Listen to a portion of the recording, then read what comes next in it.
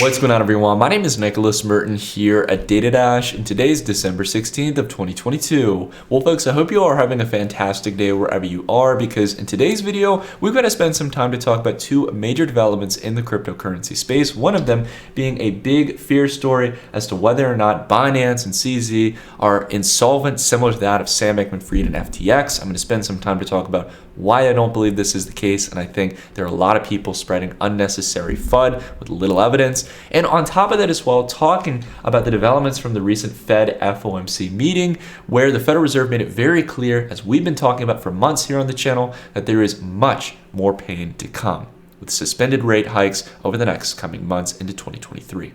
We've got a lot of things to dive into in today's video, as well as a sponsored interview with Tommy World Power, the founder of the Energi blockchain and their new product. So stay tuned. You won't want to miss it. Drop a like if you enjoy the video, and let's go ahead and kick off the rambling. So I want to go ahead and start off with this story around CZ and Binance. Now, there's been already a lot of FUD over the past couple weeks as to whether or not Binance as an exchange is solvent. After the collapse of FTX, one of the larger exchanges in this space, I think the third largest by volume and assets, this has rightfully brought some concerns around contagion. And I think that that's completely justified, that people are at least on edge. And if people feel like moving their funds off exchanges, I completely stand by that. It's best probably right now to weather the storm and see who stands at the end of the day. Your money is your money, and that's important to protect that. What's not good to do is to go around spreading lies or taking clips or interviews like the one CZ recently did with CNBC, which, by the way, I think we all know by now doesn't have the best track record. While there are some nice people at CNBC, they've been pretty behind the curve on making calls if you look to names like Jim Cramer, and also at just how lagging they've been on trying to call out the potential fraud that's going on in the crypto space with a lot of the players that were insolvent. They gave plenty of TV time to FTX when FTX was doing good. So I don't really turn to CNBC to do my investigative journalism. Not to mention, I don't like people like, for example, like Meet Kevin, who, again, I don't have anything against. I've watched a lot of his content before, going out and taking these clips and misconstruing what CZ is saying. Not to mention the countless others who are doing that on Twitter.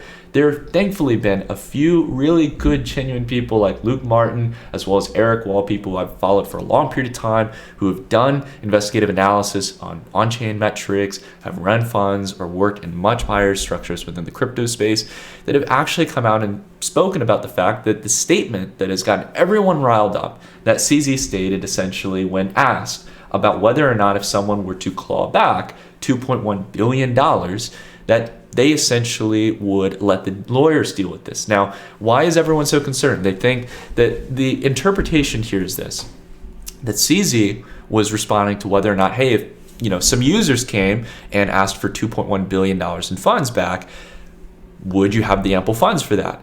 That's not what CNBC was asking.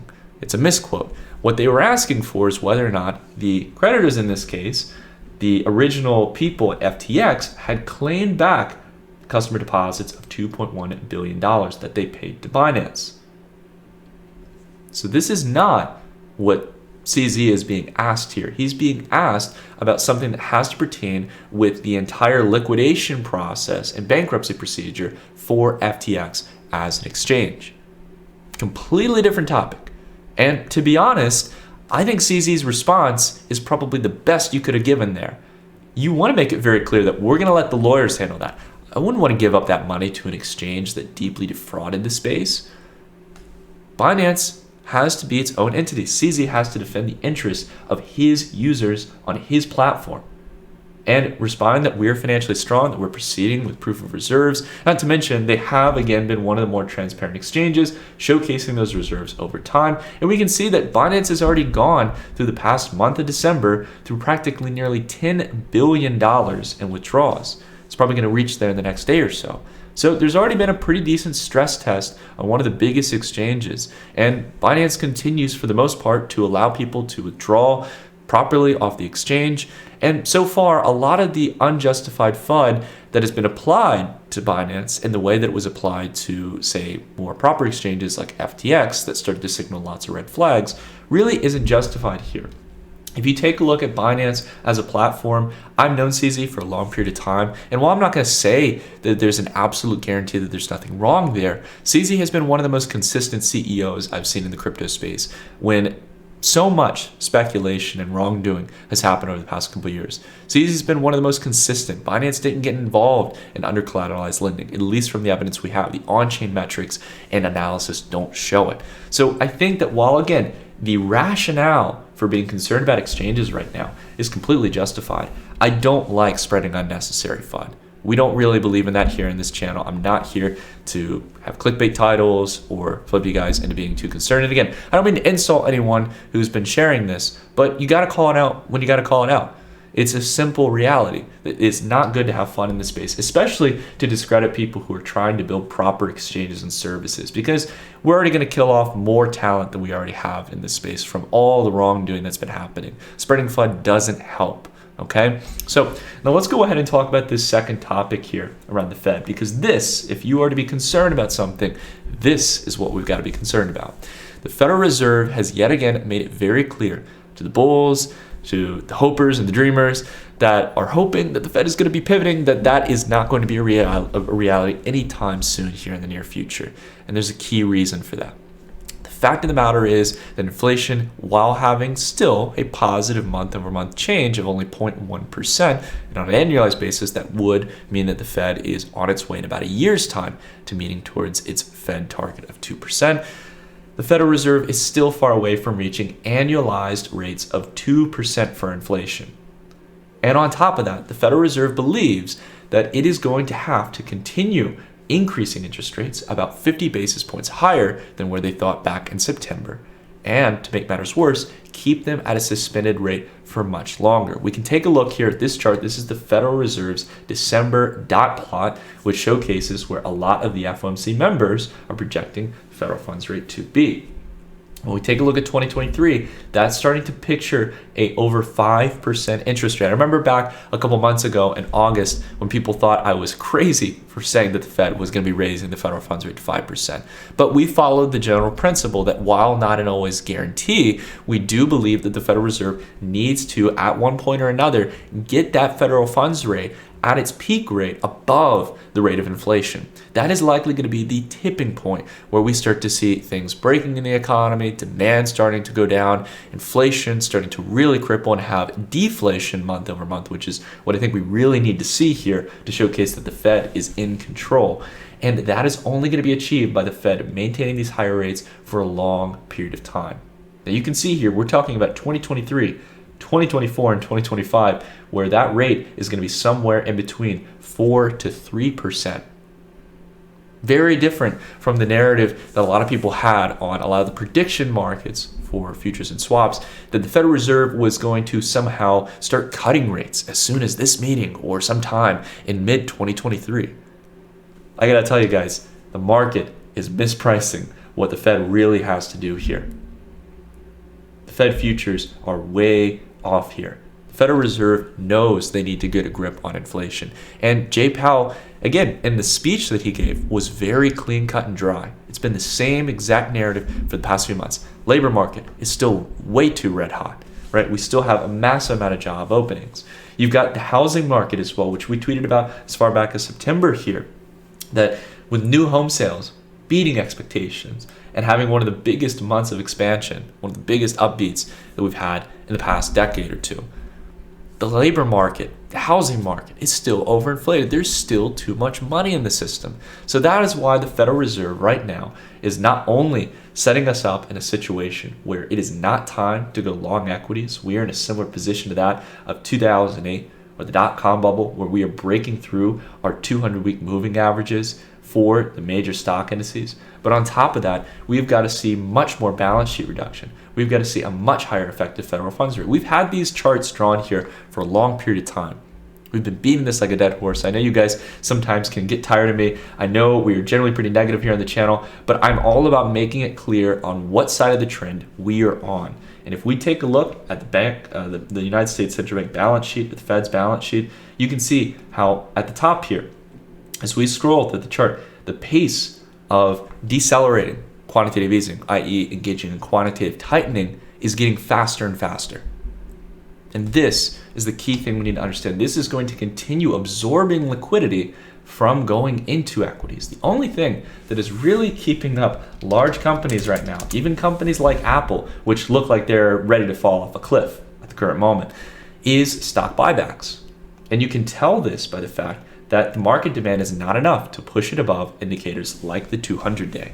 And that's Apple. If we take a look at the broader FANG stocks, which are in a much worse position, we can see that the market leaders of yesterday are the market laggards of today. And it is a clear sign that we are in a deep recession. The leaders that provided immense returns over the last decade are about to give up a lot of those gains that a lot of people thought made them rich. Unfortunately, not everyone's a millionaire, especially when the Federal Reserve is tightening to the aggressive pace that it is and needs to tame inflation in order to bring back trust in the currency and the economy itself. This is the key dynamic we need to keep in mind, guys. Maintaining patience now more than ever, avoiding those that are part of the noise and focusing on the signal is going to make you a better prepared investor than 90-95% of other participants out there who are way too optimistic. That's a fact. Plain and simple. You have to be prepared. Have some cash on the sidelines. Keep yourself hedged and protected now. And I want to go ahead and do an interview here with Tommy World Power here, talking about what they're building during the bear market here, because there is a lot of exciting innovation. But it's a matter of being able to spot that innovation in advance, knowing which plays are going to be market leaders. So if you guys enjoyed the core part of this video, drop a like, and let's go ahead and kick off this interview with one of my good friends in the crypto space, Tommy World Power. Alrighty, everyone. So in today's sponsored interview, I'm sitting down with a long-term friend of mine, and that is Tommy World Power. He is not only the founder of his own YouTube channel where he's been talking about cryptocurrencies as far back as around 7 to 8 years in the crypto space, but I've had the privilege of getting to know him since the previous bear market where there just wasn't much people in the space building at the time. So you get to really learn the real ones in the space who have been around the block. They know what's going on. They see what kind of options and opportunity lie within the space. And I just know down to earth Tommy is a great guy. He's the founder of the Energi blockchain, which was one of the first community and security first public blockchains in the crypto space. Tommy, thank you so much, man, for making the time. I'm really excited to talk about what you guys are working on, and just curious, man, how are you doing overall? Yeah, thank you for having me, Nick. I'm doing well. Obviously it's been a kind of crazy year for everybody, but so much to be grateful for. And yeah, we're in a bear market, but we've both been in crypto a long time. So the name of the game for us is to we just keep going, bear market, bull market. So yeah. I'm doing good. Awesome, bro. No, it's good to hear you're doing well. I think one thing, guys, that you should know about, like, as I've known Tommy for a long period of time, he's someone who's just building no matter what, bull market or bear market. Tommy's always interested in like these really exciting elements of crypto. We're very aligned and in sync, and it's a bit ironic because we're both crypto YouTubers at heart. So it's really exciting to see when Tommy's synced into something that I'm interested about, how we have that synergy, and just continue to keep in contact and what we find in the crypto space over the years. But I'm just curious, Tommy, like to kind of get people to lay down. I think a lot of people know about Energi to some degree, but for those who may not know, could you maybe tell people about what you guys are aiming to do with Energi as a public blockchain? And on top of that, what is this new platform you guys are working on going to make, or GMI, which is focused heavily on the NFT space? Totally. Well, yeah, just to give you guys a high level, I've been in crypto, as Nick said, quite a while. Started YouTubing in 2013. So the long and short of it was the 4th of July, 2017. And I basically got a message from God to make a blockchain that no one else is going to make. And that turned out to be true. I built the only blockchain in the world, the only EVM compatible blockchain with decentralized governance. And I just want to take a step back and kind of preface this, because I think it's kind of relevant in this, today more than anything. But I'm really big on morality and doing things right. And as a founder, we had people getting scammed back in 2018. And I looked at that and I'm like, there's no way this is the future of crypto, for people getting scammed left and right. And if as someone, when you hear about people like losing their life savings, right? It's like, it's not something that I really took lightly. So I got together with Ryan. He's president of Energi, and he's extremely strong technically and with cryptography too. And we built decentralized governance. And I am surprised that to date, We're the only project in the space, an EVM compatible blockchain with decentralized governance. The biggest utility of decentralized governance in the current day is to stop criminals. And this is a relatively short video, so I'm not going to go too long into it, but it basically ties into proposals and voting. There's a bad actor and being able to blacklist those bad actors and being able to retrieve funds from them. Now, I want to make it clear, we built a permissionless blockchain. There's no KYC or anything, and it's decentralized. There's no master key or anything. It's all built in the protocol. So this is where my heart is, and I've kind of proven that over the years. And I just want to say something too. I hope that as humanity, our level of consciousness rises. I built a really powerful blockchain, and I would love to see it more. I would love to see humanity grow to appreciate these sorts of things because we need it, right? The future of crypto that I see is not the wild, wild west. In 10, 20 years, we can't have things like bringing your grandma and bringing your friend in who's a noob and just having them get scammed and wiped out, and their funds going to who knows where in whatever part of the world because they can get away with it.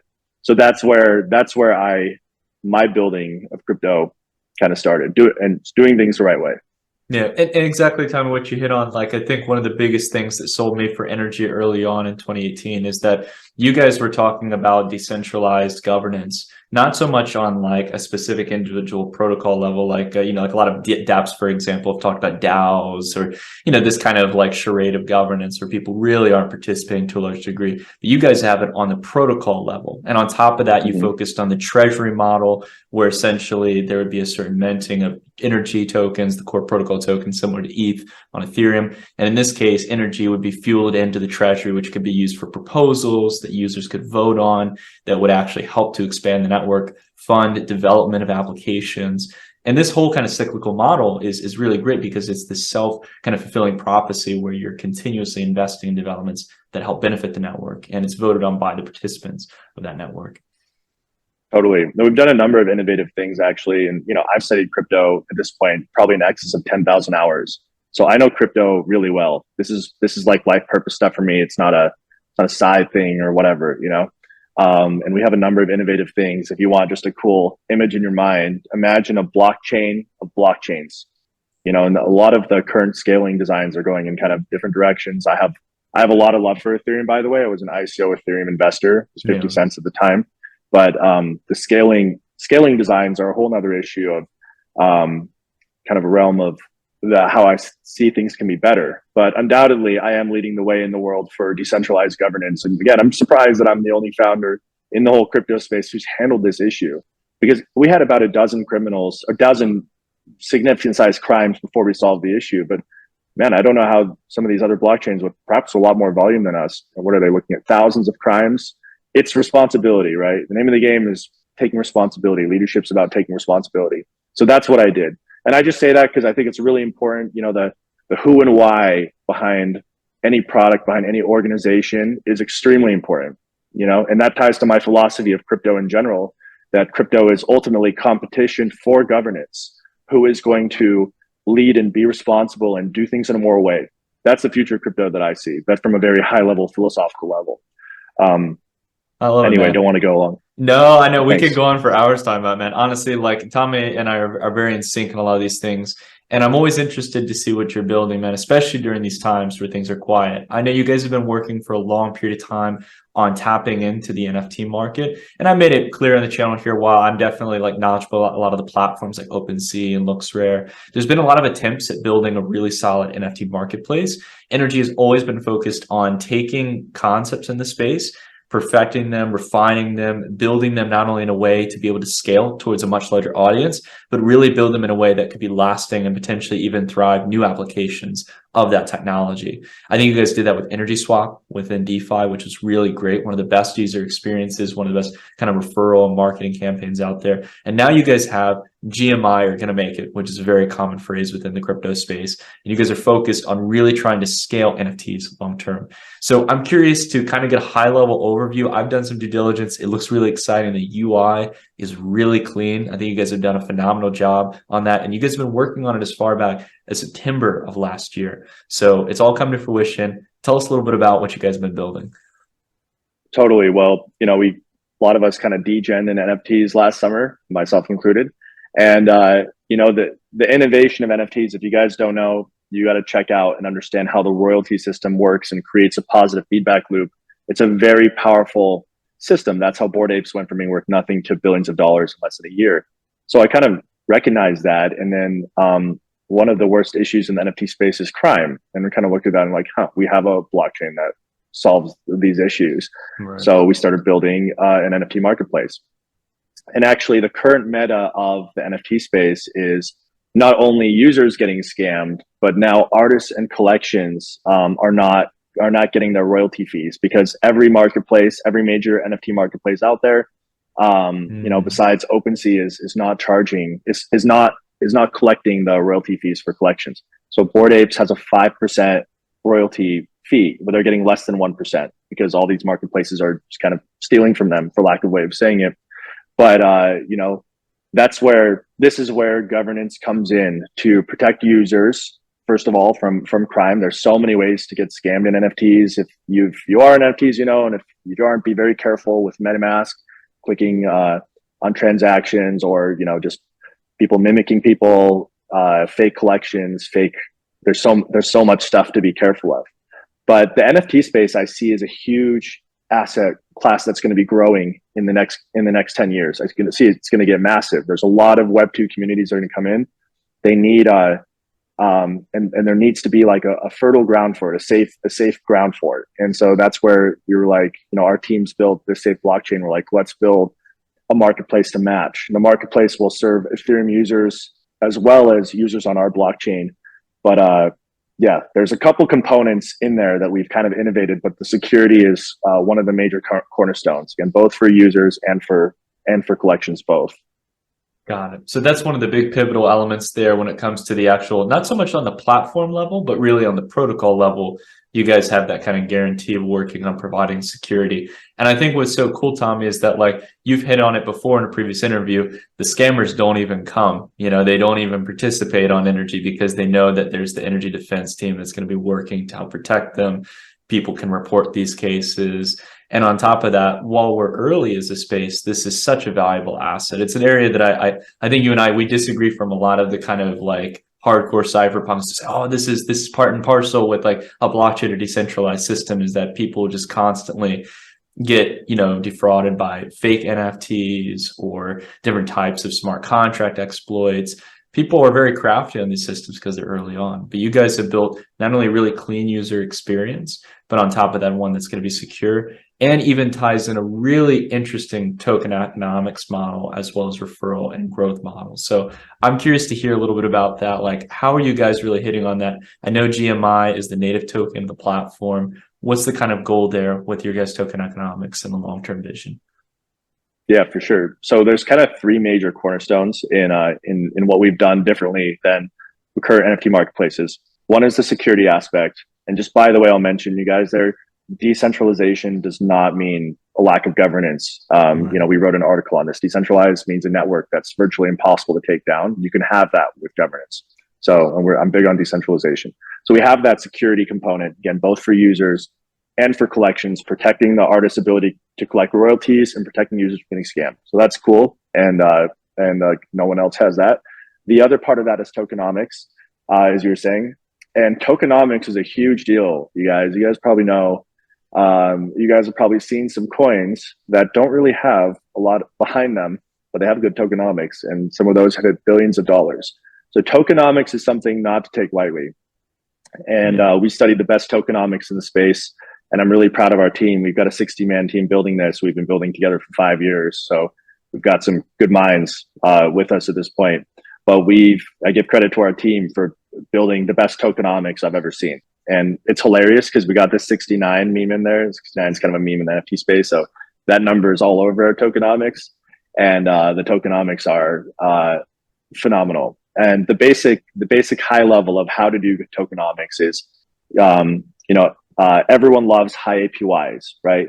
But the key is if you want to reward people that way, you need to reward the people who are holding on to the assets longer. Those people who are rewarding it longer get rewarded better. So for us with a GMI token, you have to take GMI and ETH and put it in a liquidity pool like SushiSwap and Uniswap.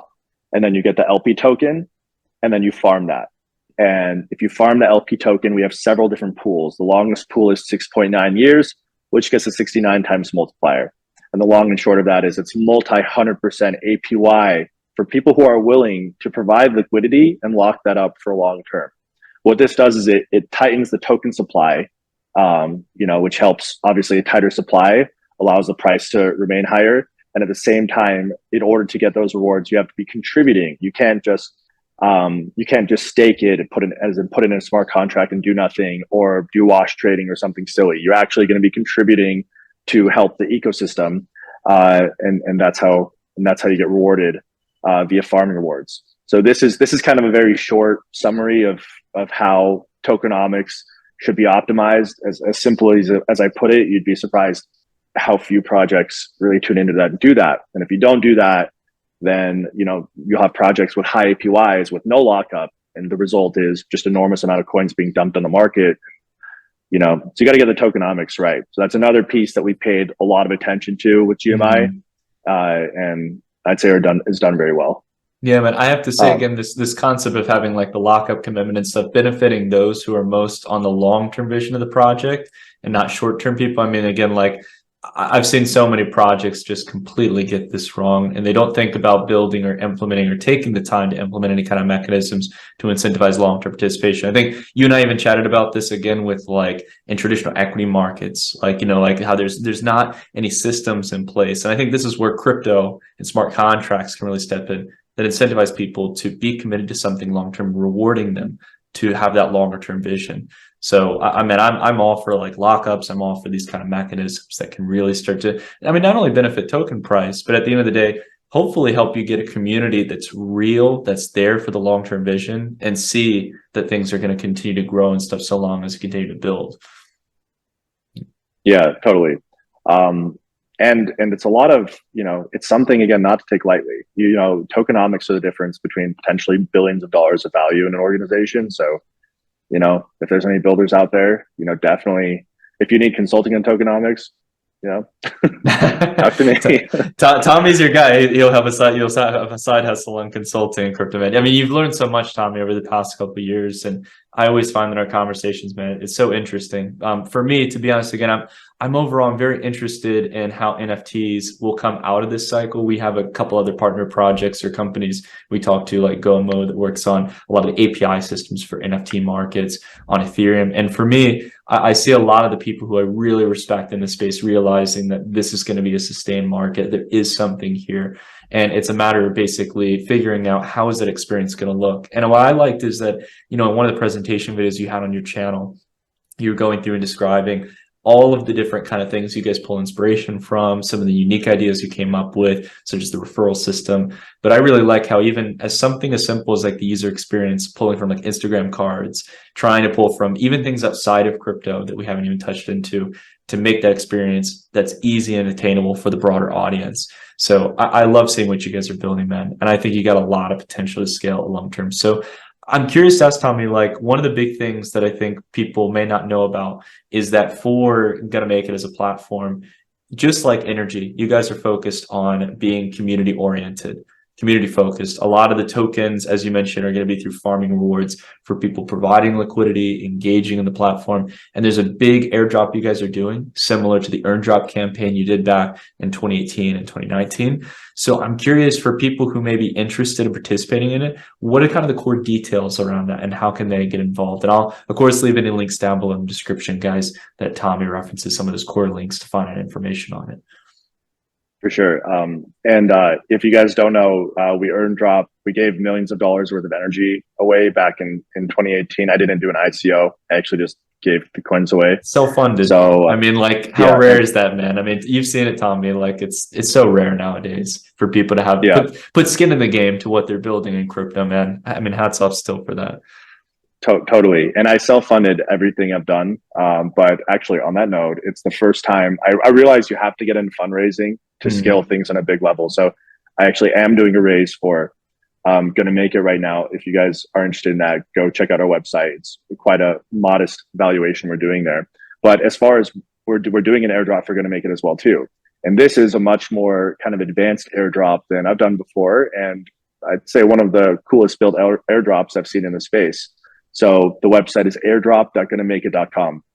If you have volume on OpenSea, you're eligible. If you have ETH, you're eligible. If you have Energy, you're eligible. And also holders of Lux, the Lux token for LuxRare, X2Y2, Sushi, and Uni. So it's a pretty broad airdrop. And there's some pretty cool mechanisms I tied to it. Basically like affiliate marketing type mechanisms. So basically if you refer someone, you get 20% of whatever they claim and they get a 20% bonus. So both sides win. Double-sided referral programs. Those are really powerful. And then one thing we added on that no one else has done before is we added 3 levels to it. So let's say you refer someone and then they refer someone, you get 20% on whoever you refer, 10% on whoever they refer, and 5% on whoever they refer. So it's a pretty cool. I'm a big believer in these sorts of mechanisms and it's really untapped in crypto. But that's how we started this, and we kicked it off 2 weeks ago. So the airdrop is actually live. So join that if you haven't yet. The sooner you are to that, the higher the rewards. They kind of scale down over time. But that same referral tree you're building will then carry on to our marketplace, and our marketplace is going to launch in the next few months. So that whole referral tree you're building is a revenue sharing program on our marketplace. So I see our marketplace as something for the community. Pretty much half the fees are going back to the community directly through referral rewards. And I think these are the designs you need to make a marketplace that wins. Like one that takes security seriously, both for users and for artists. One that does tokenomics optimally, and then one that has a really good referral system to reward users. And that's kind of the cornerstone of what we've created. So going back on one of the points you brought up, Tommy, like I think what you guys are definitely getting right here is not only you're protecting the users. That alone would be a very big step for the NFT space to actually start thriving, and I think building a sustainable uptrend long term, but the focus on creators as well. I mean, if you guys are really focusing on protecting those royalties, protecting users, I mean, with all of these elements that you guys have focused on, I think there's a really good chance for GMI to take off as a platform. And really, again, I think to maybe even be really the best killer app so far on Energy's network that you guys have crafted. So I'm very excited to see how that's going to come into play as time progresses. Thank you, Nick. And again, to be honest, I was kind of hoping that, building the innovative blockchain I built would be, again, that the world would, and I call upon you guys in the world, if you guys are believers in doing things the right way in karma, we got to align together. Ultimately that's how the world evolves. I saw, I kind of saw that from another brand recently that really it built its brand around that. And I looked at what I built and I'm like, I gotta rally the world around this. If you guys want security, if you guys want a safe crypto experience, I built it, but if that's a value that you align with, then join us on Energi and join us on Gonna Make It, because that's how the world changes. We empower those things that are doing things right. So again, I'm proud of that. For years I've established now that I'm, probably, I would say actually, and I don't know another blockchain that's even close to us on our level of security and protecting users. And then that's the same experience we're going to be providing in the NFT space. And again, our marketplace will launch on Ethereum first, because that's where most users are. But then we have our blockchain that is EVM compatible, so you'll just be able to toggle between the networks really easily. And join us on that, and you guys can be a part of that. Whether you want to share the revenue or whether you want a piece of the organization. Again, we're doing that seed round. It's all available for you guys. If you're an artist who's launching an NFT collection and you're worried about not getting your royalties, rightfully so, then get in contact with us. You can launch your collection on on Gonna Make It on our blockchain. You don't have to worry about that. So there's a lot of fruitful avenues to work together. Yeah. I'm excited, man. I think you guys again can bring it into a whole nother frontier, and also seeing the different types of use cases that are going to come out for NFTs that maybe they haven't thought about now, maybe they haven't, but really haven't been able to have the right platform and scalability to be able to reach a wider audience. I mean, it's going to be exciting, man. I've gotten more and more excited as I've gone through the bear market around NFTs as a topic. And I definitely will know we got to have you back on again, Tommy, to continue talking about this. I'm so excited to see it launch Ethereum and eventually on Energy as well. and see that transition, hopefully bridge a ton of liquidity and users into the energy ecosystem in the long run, man. So thank you so much, Tommy, for making the time, dude. It was so great. Again, for those of you who are tuning in as well, I'll leave links down below in the description in case you guys want to check it out. But Tommy, man, it's always a pleasure, man, to have you on. And so happy to hear you're thriving. You guys are doing well. You're building during the bear market, and excited to see the platform go live. Thank you, Nick. Likewise. Good seeing you. Catch you soon. Take care, man.